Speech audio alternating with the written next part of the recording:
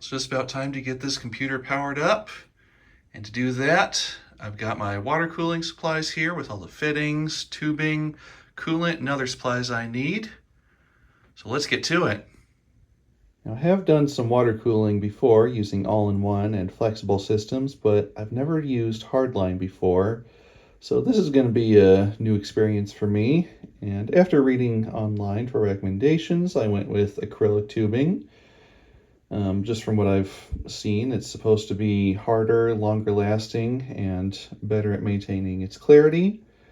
So I've got 10 millimeter inner diameter here, which should match up well to the 1/4 inch fittings and do well with my dual loop system, which this will eventually be.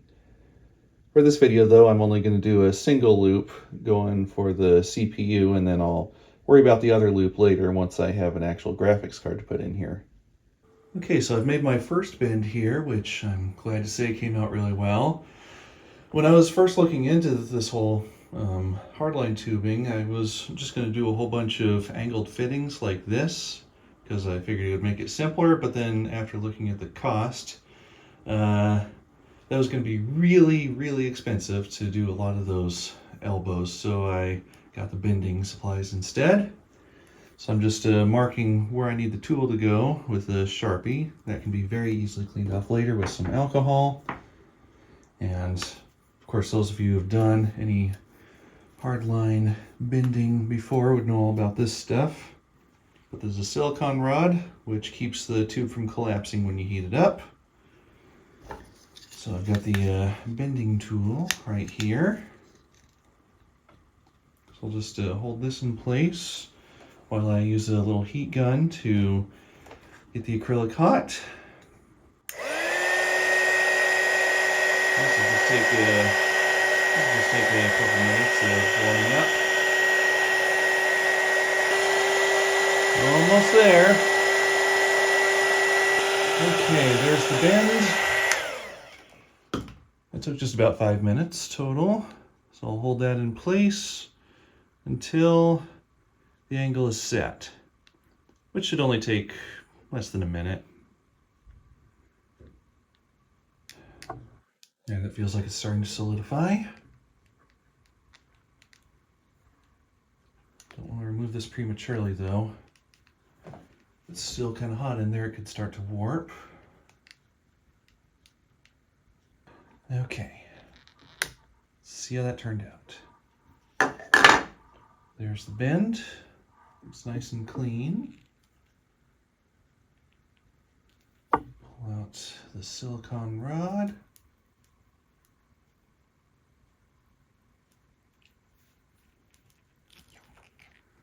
And that rod is still hot. Yeah. Okay. And there it is. Nice clean bend. Now, as for cutting the tubing, I'm going to try using this diamond saw that I got for some ceramic tile a few years back and haven't used since. So I should just be able to gently, gotta hold this up, gently start sawing through. Can't use other cutting tools or any pipe cutting tools with acrylic. I guess it'll crack and get all sorts of damage if you try, so best to use something that can slice through it like this.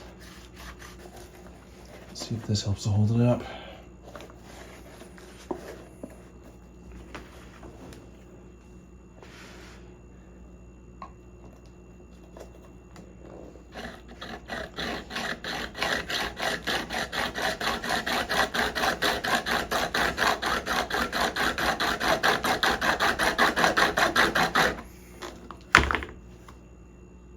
Okay, this will take some time to cut, but it does look like it's going through. There we go, one cut finished. I just need to do some cleanup around it with a file and maybe a little bit of sandpaper.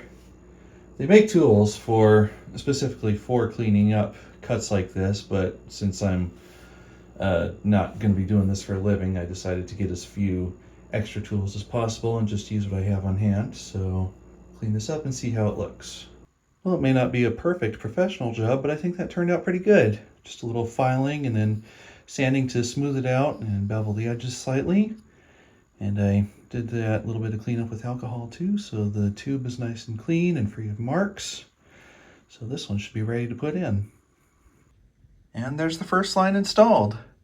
And I put a flow indicator in the middle just to see that it's all working, because this is hopefully going to be as close to as silent of a system as possible.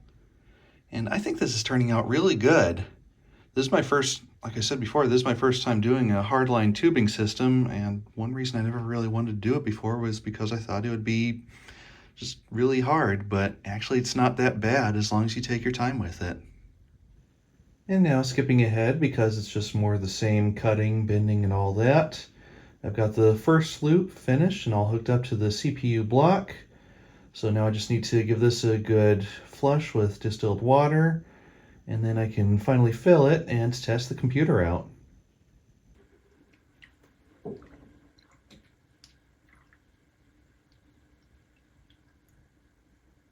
All right, so the reservoir is on its first fill, so I'll turn on the power real quick.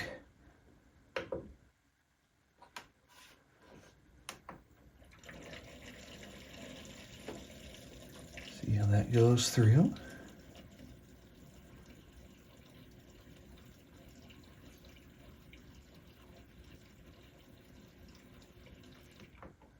They'll need more, so I'll go ahead and fill that again. Okay, it looks like it's coming back around. Still a lot of air left in the system though, so I need to top that off more.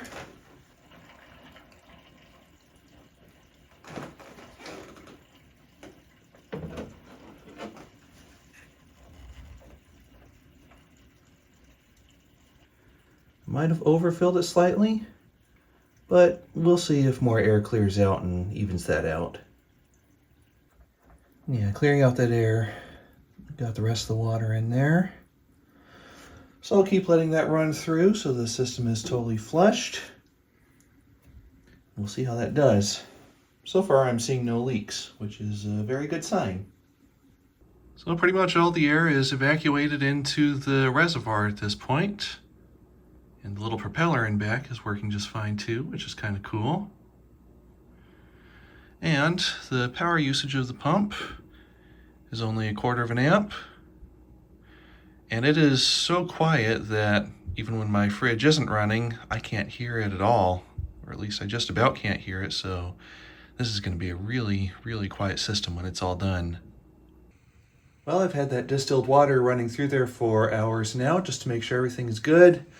And there are no leaks that I can find, and everything is working just as it's supposed to.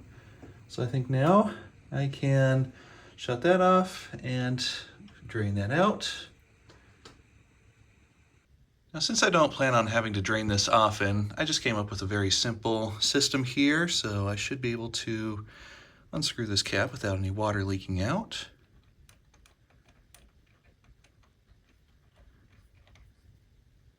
Then put on my little drain hose.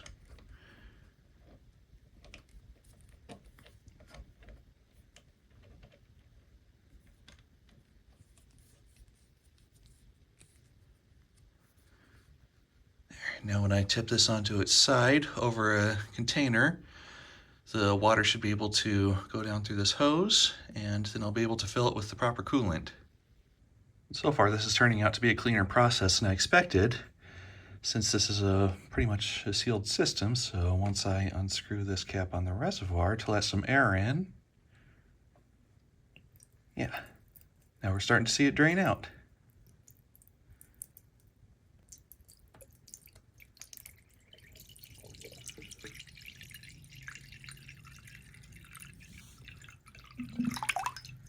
Yeah, I think the system's going to work out pretty well.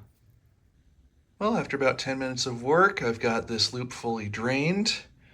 All went nicely into the bowl with no spills. The only water that got on the floor at all was when I accidentally bumped the bowl there. But beyond that, this was a completely clean draining. So that worked out well.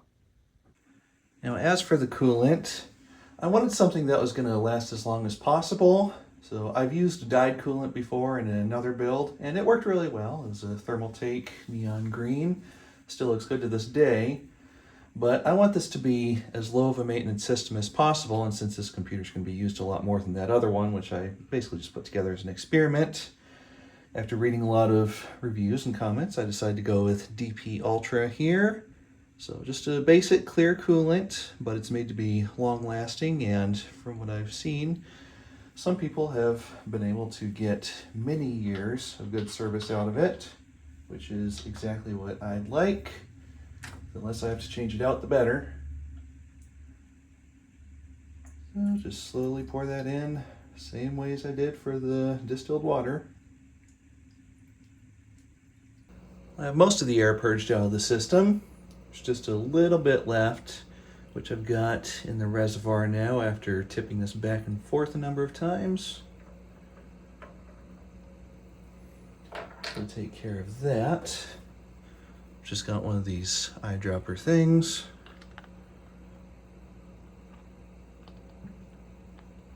So get the coolant in there, just add a little at a time until it's totally topped off. I wanted to make sure as much air as possible is out of the system, so I went ahead and turned the pump up to full and found that there was actually quite a bit more than I thought left in there, so I'll keep going with topping it off. Well, aside from just a few small bubbles here and there, the system is now free of air, so now I can finally get to hooking things up. Well, I've been working on the cable management for a few hours now, and I think I've got things pretty well set and where they need to be. I do need a couple extension cables, one for one of the front 200mm fans, then the other one to go from this cable up to the fan power hub up here, which once I get that figured out, I might find a better way to tuck that away. But as for the rest of the wires, I have most of them kind of up between those 8 fans there.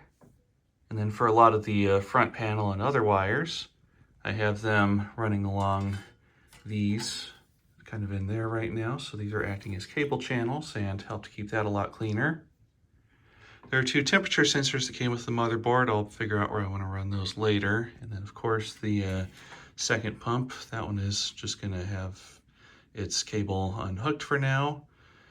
And I'm also thinking of building some kind of a box cover thing to go underneath these pumps, just kind of hide some of the cables that go into that area. But yeah, aside from just needing those 2 extension cables, I think I'm mostly done here. And I also kind of want to figure out a way to support that water tube better, because there's not really much holding it up, just the connector at that end, and then the flexible 90° here, which isn't especially strong. So yeah, I want to have something more holding that up. But anyway, I think it's just about time to power this thing on. I think it's about time I started peeling off all this plastic film and really let the computer shine.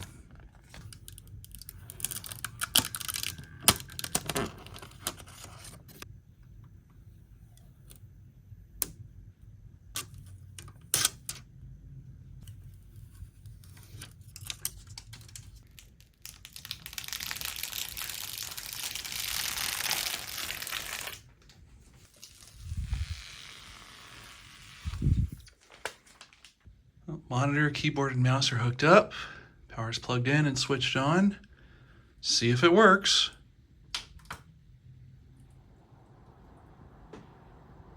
Looking good so far.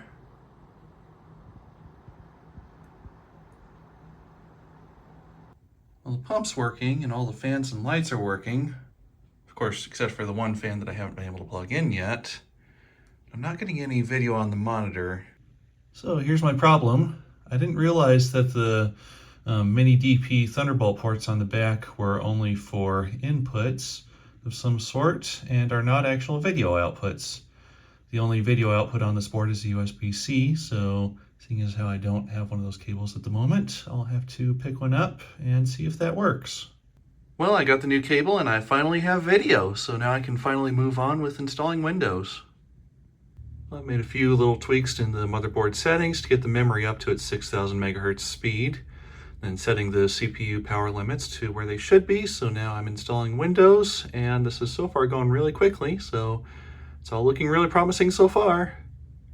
It's also kind of interesting being able to get that immediate wattage readout, so I know exactly how much power the computer is using. I think I'll make a few more adjustments along the way to the fan speed so it's not quite so aggressive. Things have been working for a few days now, and so far so good. I've only had a couple tiny leaks from the water cooling system.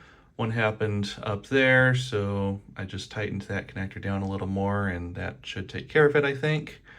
And then at the 90-degree flexible elbow joint there, a little droplet came down while I was moving some pipes around, jiggling things around while the system was running. So as long as I'm not working on the tubes, there don't seem to be any problems at all, so I think it's fine. Of course, I'll keep an eye on it, and if there are any problems with this one down here, I do have extras because those came in a pack of 6, which I won't be needing all of them technically. And then one other minor issue, the CPU water block's lighting seems to be very susceptible to interference, so it kept having a bunch of random flashing LEDs on it. So what I did was I took the 2 connector ends, well, yeah, just where the cables are connected to each other to go up to the motherboard. I actually wrapped those in aluminum tape, and I just kind of shoved them underneath the metal ledge under there where the side panel goes in place, because that's kind of a sideways U-joint or C shape, I guess you could call it. So once that was kind of making contact with the case, that seems to be dissipating any interference that was causing problems with the block over there, and it's been lighting up nice and smoothly ever since. So I'll keep on going, keep doing tests, and see how it does with everything. And as for the power of the computer itself, just with that CPU in there, no extra GPU or anything, only the onboard graphics, I've been testing the video processing capabilities just with some videos that my family gave me to process and finish up, and it seems to work at least 5 times faster than my old computer with the i7 6700 and GTX 980. So this has some serious video editing power to it, so this is going to be very helpful for making all my different YouTube videos and such. So this is a really nice upgrade. Well, I got the rest of the extension cables, so both front fans are now working. And I have the SATA extension over here, so I don't have the whole cord being pulled up there with its connectors and everything. So those connectors will remain down here in the hard drive cage for whenever I start to get some to put in there. And the fan hub is getting the power that it needs from the extension. And everything is working very nicely. And that's going to be all for this video. It's likely going to be at least a few more months before the next update on this project, just because I am still using YouTube funds. So with the amount that I'm making, it might be fall or even towards the end of the year before I have the funds for the graphics card. But even with what I have for now, this thing's going to be doing some major processing for all my video editing, and I'm really looking forward to getting some good use out of it.